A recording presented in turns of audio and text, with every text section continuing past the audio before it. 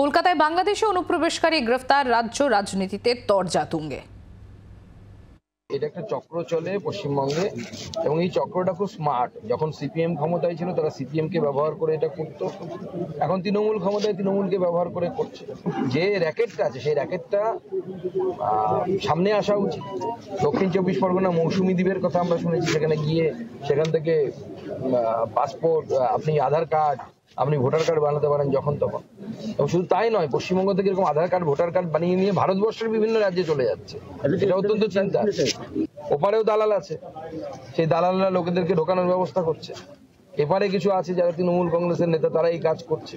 এই যে গতকাল পার্ক স্ট্রিটে ধরা পড়েছে, পার্ক স্ট্রিট থানা এলাকায় ধরা পড়েছে এই বাংলাদেশের বিএনপির কোনো কেউ ইত্যাদি, তাতে এই যে বিরোধীরা বিজেপি ইত্যাদি অনুপ্রবেশ করছে, এটা সম্পূর্ণ একটা ভিত্তিহীন কথাবার্তা। কারণ অনুপ্রবেশ এই যে আন্তর্জাতিক সীমান্ত, এটা তো দেখবে বিএসএফ, এটা তো কলকাতা পুলিশ বা রাজ্য পুলিশ দেখবে না। ঢুকেছে কার দায়িত্ব? স্বরাষ্ট্র দপ্তর।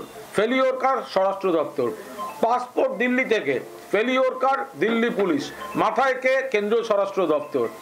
আর একটা আধার কার্ড করিয়েছে রাজস্থান থেকে, যেটুকু শুনেছি, বা অন্য আর একটা কোনো রাজ্য থেকে। তো ফেলিওর কার? সেইভাবে তো দেখতে হবে এগুলোকে। তো সুতরাং মূল এই সমস্যাটা তৈরি করছে বিজেপি, আর কুৎসা করছে অন্য লোকের নামে।